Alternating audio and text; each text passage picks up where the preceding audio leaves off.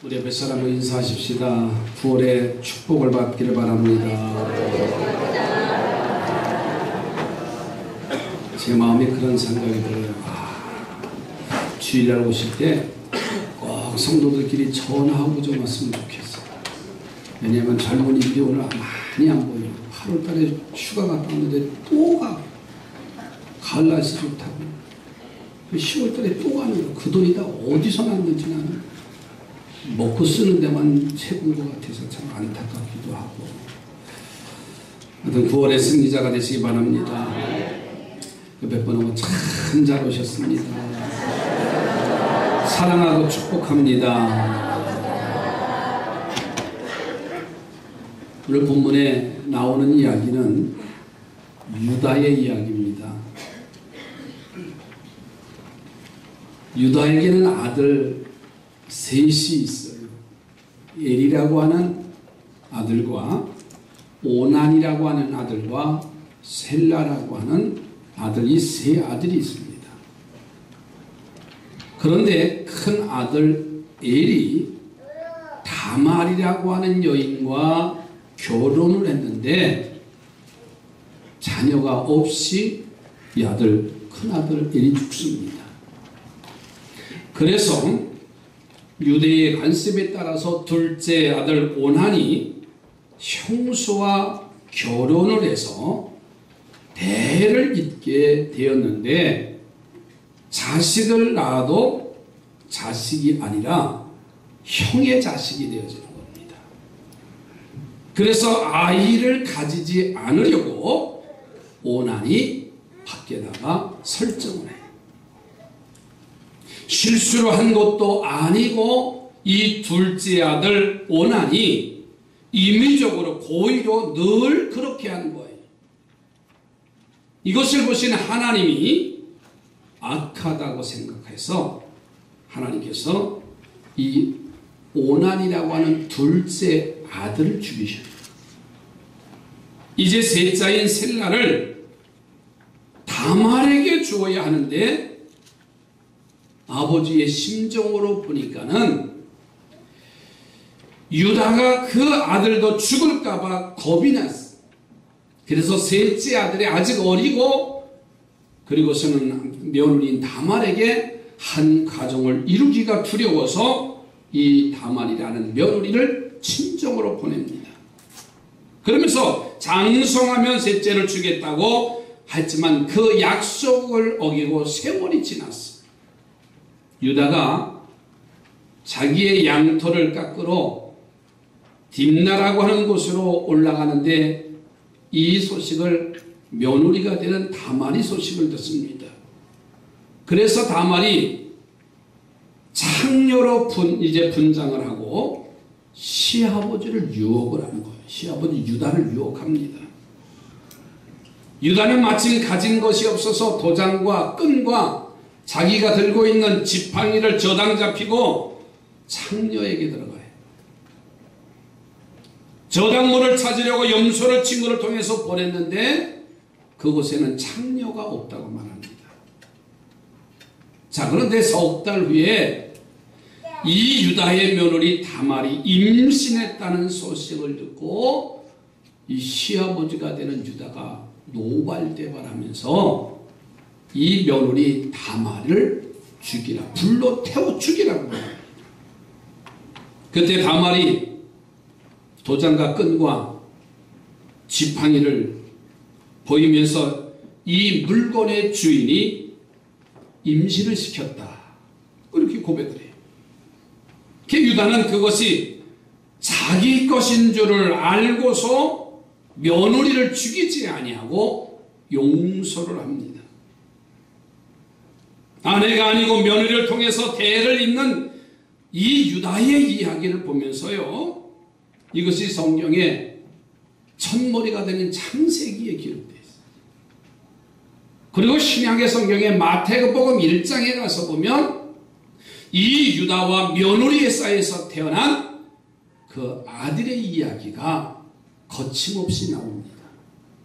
이 내용을 참 볼 때는 우리가 설교하기도 어려운 내용이고요, 말하기도 그렇게 좋은 내용이 아닌 것을 볼 수가 있어요. 자, 그런데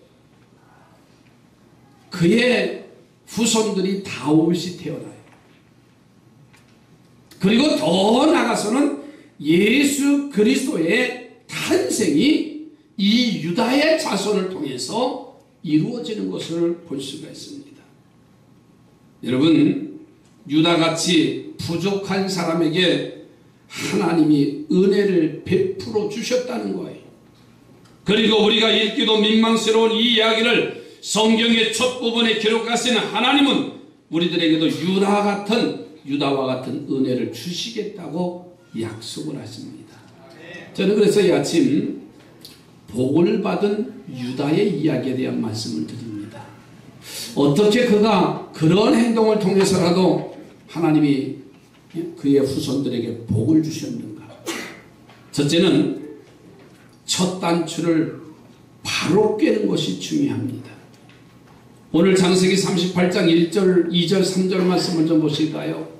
그곳에 보면 이 말씀이 나오죠. 그 후에 유다가 자기 형제들로 떠나서 내려가서 아둘람 사람 히라와 가까이 하니라.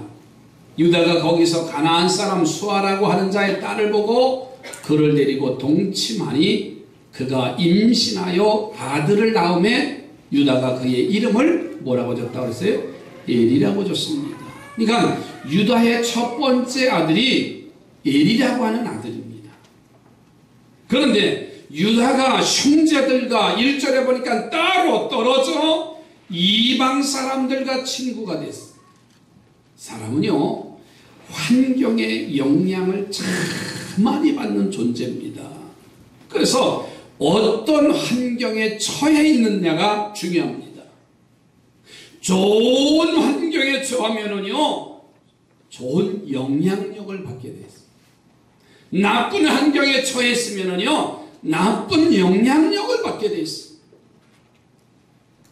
그래서 맹모 삼천지교라는 말이 나왔잖아요. 우리가 너무나 잘 아는 말씀이잖아요. 맹자가 태어났을 때 참 가난한데 그의 아버지가 일찍 죽어요. 그래서 그가 놀던 곳이 어디에? 공동묘지지요. 공동묘지에서 늘 보는 것은 사람을 장례 지내는 그 모습만 이 아이가 맹자가 보고서는 놀이를 할 때 매일 장사 지내는 곡하는 그런 놀이를 하고 있는 거예요. 큰 사람으로 키우려고 하는데 본 게 그거니까는요. 그래서 이 맹자의 어머니가 이사를 하지요. 시장터로 이사합니다. 근데 시장에 와서 이 아들이 철이 들을 줄 알았더니 이 아이들이 늘 노는 게 골라 이것만 하는 거예요. 아시겠어요? 본대로 하는 거잖아요. 장사의 수단은 좋을지 모르지만은 이 아이의 비전은 거기에 극한되어 있는 거예요. 그래서 맹자의 어머니가 서당 옆으로 이사를 갑니다. 늘 담 넘어 방언에서 나오는 그 소리는 그 서당에서 글을 읽는 소리가 나오면서 이 아이의 귀가 열려져서 이 아이도 공부를 하기 시작했어요. 그러니까 이 환경이라는 게 얼마나 중요한지 몰라요. 유다가 부모 곁을 떠나서 이방 사람들, 좋지 않는 친구들과 어울렸어요. 그러니 당연히 유다의 좋지 않는 것을 배우고 행할 수밖에 없었을 거예요. 떠나더라도요, 첫 단추가 잘못 껴졌어. 그래서 이 유다의 삶을 보니까는 이방 여인과 결혼을 합니다. 자, 그런데 오늘 본문 1절, 2절, 3절의 창세기 38장에 보면 그 문맥 속에서 찾아보는 것은 그렇게 유다가 아름답지 못한 결혼이었습니다. 이방 여인과 결혼하는데요, 거기다가 이름도 없이 단지 수아의 딸이라고 기록됐어요. 뭔가 미심적인 부분이 여기 문맥을 통해서 볼 수가 있는데 그 문맥을 잘 살펴보면요, 정상적인 결혼 과정이 아닙니다. 성적 추행을 통해서 할 수 없이 결혼하고 그리고 낳은 자식이 첫째 엘이라는 자식. 여러분, 첫 단추를 잘못 깨서 이방으로 내려갔습니다. 좋지 않는 사람들과 만났습니다. 결혼도 정상적이지 않는 이제 결혼을 만들어내는 결과를 만들었어요. 그런데 그것으로 끝난 게 아니었습니다. 가정에는 끊임없이 환난이 찾아왔어요. 자녀들이 하나님이 보시기에 옳지 않는 행동을 하는 거예요. 아니 보십시오. 부모가 옳지 않는 행동을 하니까 자라는 환경이 좋지 아니하니까는 그 자식들도 그것을 보고 하는 거예요.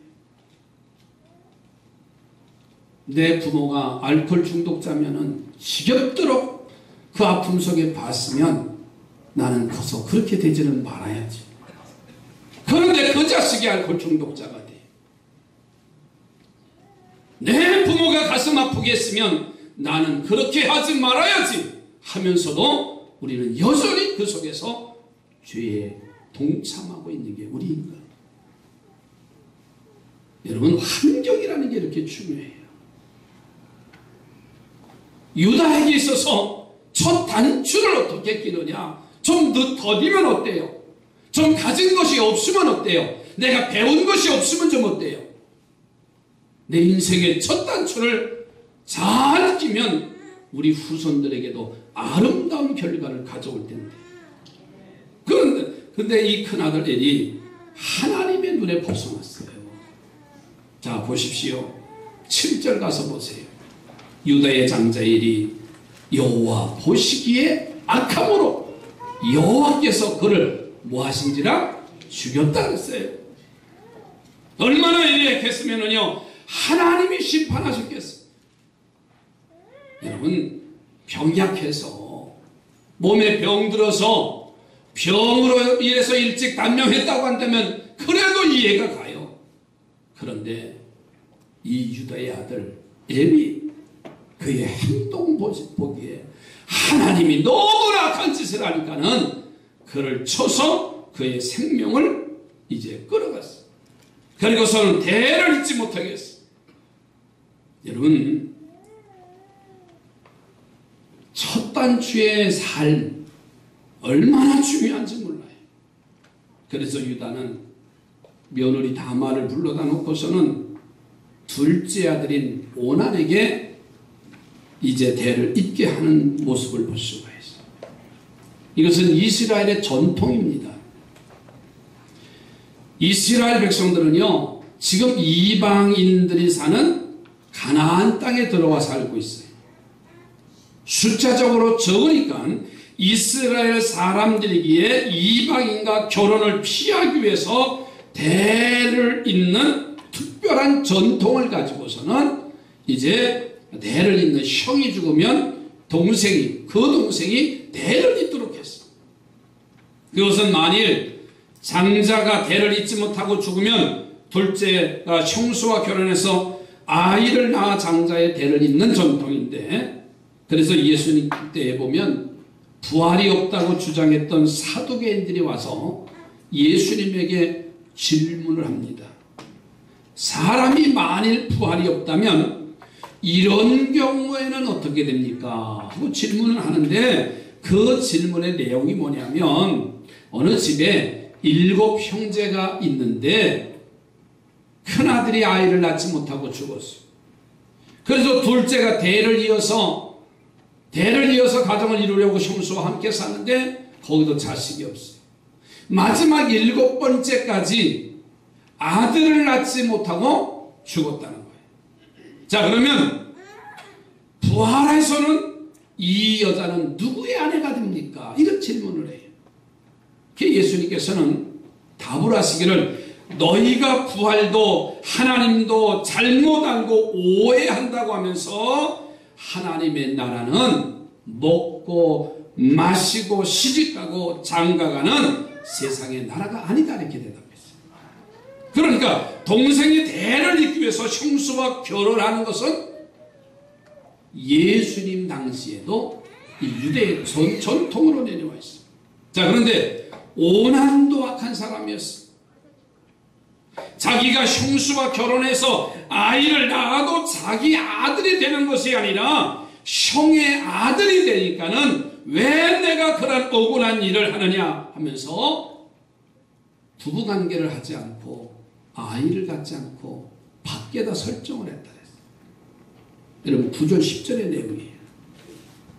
자, 그래서 둘째 아들까지 죽습니다. 여러분 시작이 중요하다는 것이 여기서 깨달을 수가 있어요. 이처럼 온 가족의 저주와 멸망이 온 이유가 이방으로 내려간 유다의 모습, 그리고 이방인과 결혼하고 그 작은 것이 바로 이 가정에 큰 어려움을 가지고 와요. 여러분 시작이 반이라는 말이 나와요. 그만큼 시작이 중요하다는 것을 깨닫게 해주시는 말씀이 있잖아요.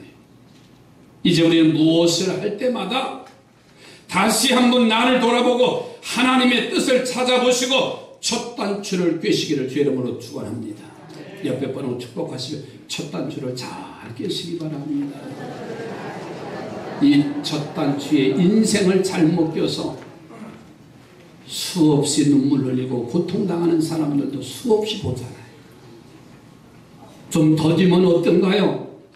좀 부족하면 어떤가요? 내가 서야 할 자리를 분명히 서야 되고 내가 선택할 자리를 분명히 선택하면 후회하지 않습니다. 그래야 첫 단추를 껴야 그 다음도 좋고 나중도 더 좋아지는 복을 받는 성도들이 되어지기를 주님의 이름으로 축원합니다. 두 번째로는 죄의 힘이 강하다는 것을 느껴야 됩니다. 자, 두 아들이 젊어서 죽어요.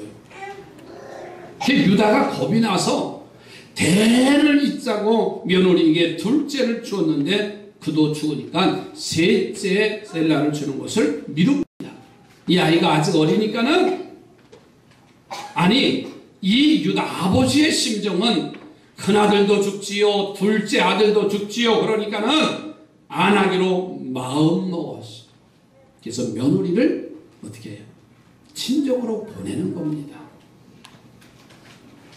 여러분 자신의 일 때문에 이런 일이 지금 일어났는데 그는 자신을 돌아보지 못하고 며느리가 가라고 생각합니다.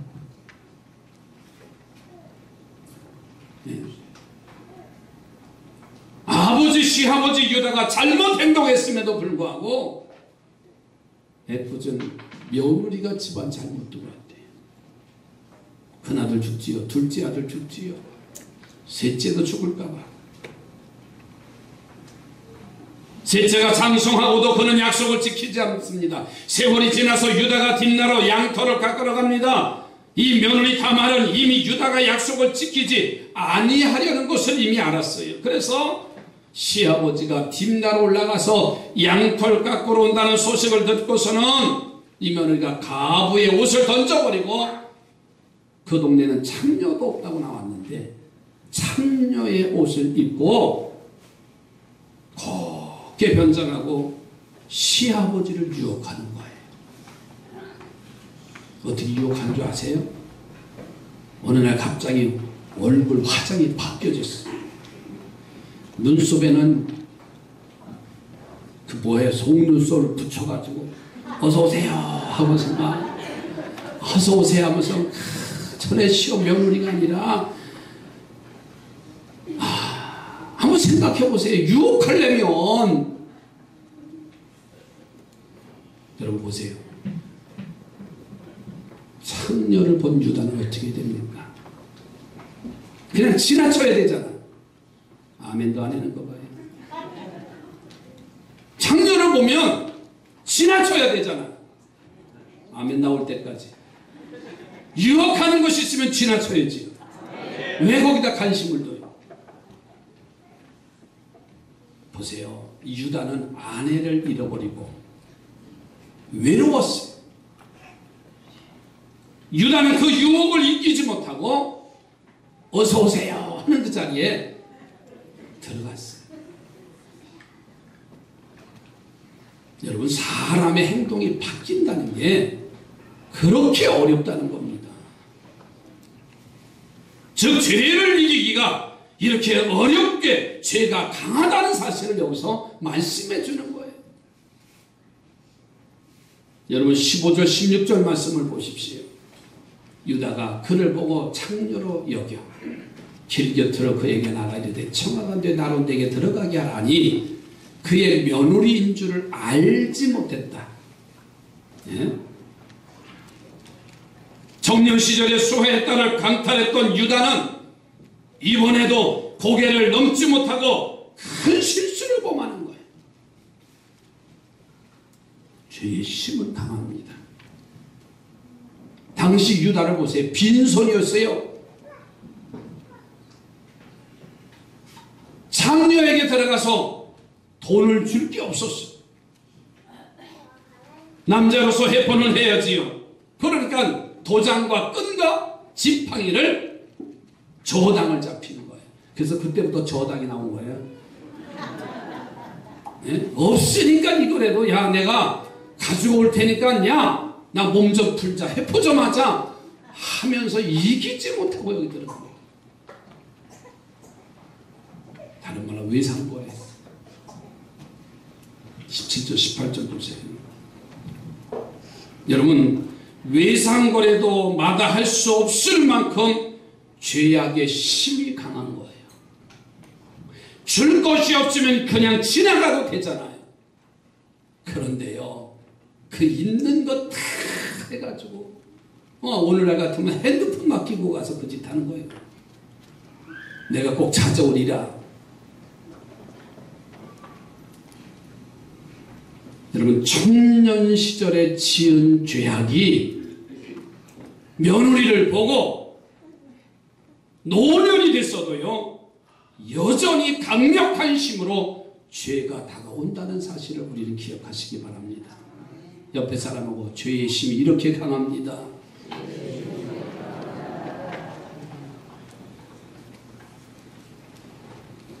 세 살적 버릇 언제까지 간다고요? 3살적 버릇이 평생 가는 거예요. 가정을 갖고서도요 며느리가 있어도 자식이 다 성장했어도요 본이 되지 못하는 거예요. 죄는 모양이라도 보리라 그랬습니다. 발람 선지자 보세요. 하나님의 선지자인데 모압왕 발락이 금은 보화를 가져다 주니까는 이스라엘을 저주해달라고 하니까는요 하나님의 종이 하나님의 백성이 세상을 준다 해도요 저주할 수 없잖아요. 그런데 이 발람은요 그 물질 때문에 눈이 어두워서 죄에 끌려가서 저주하려다가 나귀에게까지 망신을 당하고요 나중에는요 처참하게 죽어요. 사랑하는 성도들의 죄를 이기시기를 바랍니다. 그러려면요 열심히 교회 나와야 돼요. 다른 거 없습니다. 죄를 이길 수 있는 방법은요 예배의 성공자가 되면 이깁니다. 말씀 안에 기도 안에 그리고 예배 속에서 살아야 성령의 역사하심이 나타나야 우리는 죄를 이길 수가 있어요. 여러분 죄악의 힘이 아무리 강하더라도요 예배자는 이길 수가 없어요. 유다처럼 죄에 끌려가는 삶이 아니라 그것을 밟고 이기는 우리 삼산의 성도들이 되어지기를 주의 이름으로 축복합니다. 옆에 보고 축복하시며 죄를 이기시기 바랍니다. 이건 어렸을 때부터 70, 80, 90이 돼도 그 유혹을 이길 수는 없습니다. 목사인 모두 신앙생활을 잘하는 사람은 마찬가지입니다. 죄는 강하다는 사실. 그러기 때문에 우리는 십자가 앞에 우리는 무릎을 꿇고 겸손함 앞에 여호와의 이름으로 우리는 바랄 수밖에 없어요. 마지막으로 세 번째로는 회개가 저주를 축복으로 바꿔요. 딥나가 갔다 온 지 3개월 후가 되잖아요. 그게 3개월 후 지나면 입덧하는 게 그런 건가 봐요. 그죠? 성경에 나오는. 그죠? 임신하면 한 3개월 지나면 입덧하잖아요. 이게 숨길 수가 없는 거예요. 꽉꽉 하니까는 야 이상하다 너 짐자가 과부가. 그 소식이 시아버지 유다에게까지 그 소식이 전해졌어. 과부가 임신한 것은 분명히 잘못된 거지. 그래서 유다가 진노하면서 며느리를 불러 태워 죽이라고 하지. 이때 유다가 이 유다의 정의감을 보면요, 모세보다 더 강했어. 모세 율법에는 돌로 쳐 죽이라고 했는데 이 유다 시아버지는요, 불러 태워 죽이래. 아니, 자기가 장녀에게 들어가는 것은 뭐예요? 로맨스. 그죠? 그런데 며느리가 아기를 가진 것은 불륜이라고 생각했어요. 여러분, 그런 생각에 젖어 있어요. 우리 모두의 생각도 이거와 같습니다. 우리의 모든 생각이 아니라 할 수 없어. 재밌는 얘기 하나 할게요. 이 얘기는 다 아는 일인데 어떤 목사님이 성도와 함께 식당에 식사하러 갔어요. 낮에 가면 참 요즘도 식당에 좋은 식당들은 다 여자들이 다 많다는 거 아시지요? 대부분 다 남자들은 다 일터에 갔는데 여자분들이 얼마나 많은지 몰라요. 그런데 그 식당 안에 들어가니까 사람이 바글바글한데 목사님이 이렇게 물었어요. 아니, 여기 정상적인 부부와 정상적이지 않는 부부 사이에 사람들이 다 와서 밥을 먹는 것 같은데 그것이 분명하냐, 그런 소문이 있는데, 그랬더니 목사님을 대접하러 식당에 갔던 그 자매가 이렇게 얘기하는 거예요. 목사님, 있잖아요, 마주 앉아서 먹는 사람은 정상적인 부부고 옆에 앉혀놓고 먹는 사람은 비정상적이고요. 그리고 아주 싼 것을 시키면 부부고 비싼 것을 시키면 비정상적이고요. 그리고 음식을 먹고 나서 음식을 계산하는데 부인이 여자가 계산하면 정상적이고 그 다음은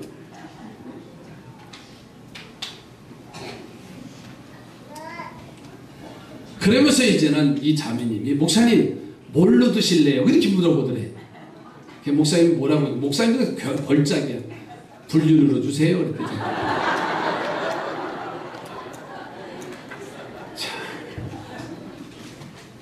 이런 얘기하니까 눈 다 뜨는 거 봐. 성경 얘기하니까 눈 감고 있다가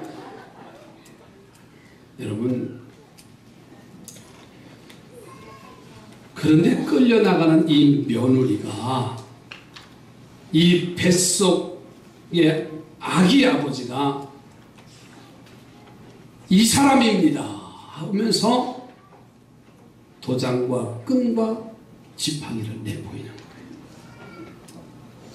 아니, 우선 지금까지의 유다의 삶의 형태로 보면 부인할 수 있어요. 내 도장과 지팡이를 이 다말이 훔쳐갔다. 뒤집어 씌울 수도 있고요. 요즘처럼 진짜 확인을 할 수 없는 때니까는 다말을 죽이면 끝나는 거예요. 그러면 죄를 다 덮을 수 있어요.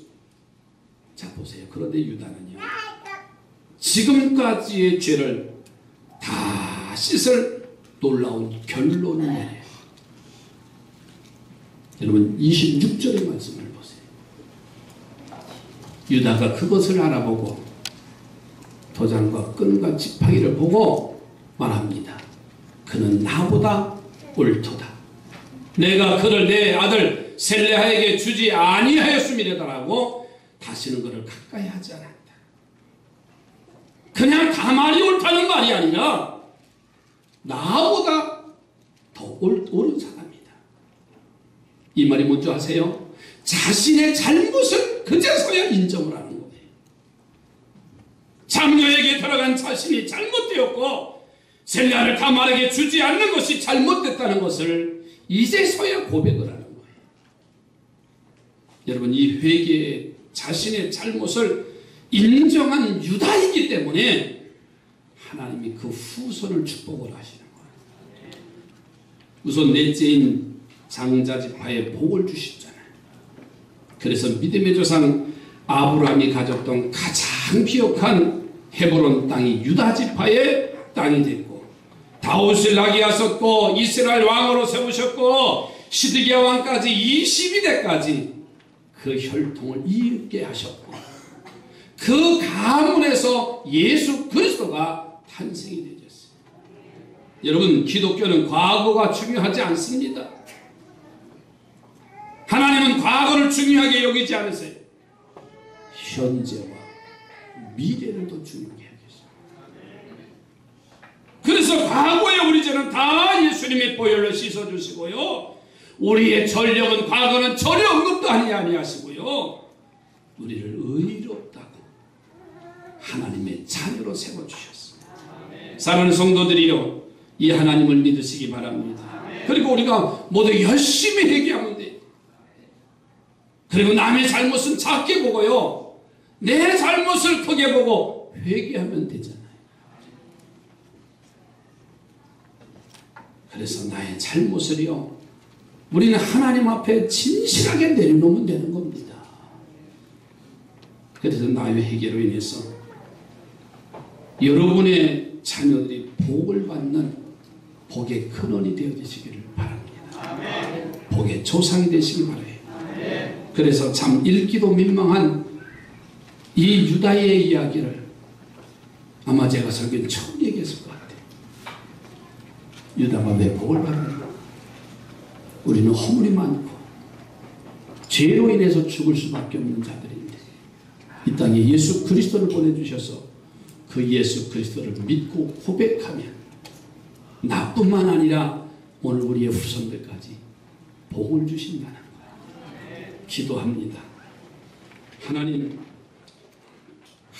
기쁜 뜻을 깨닫게 하시니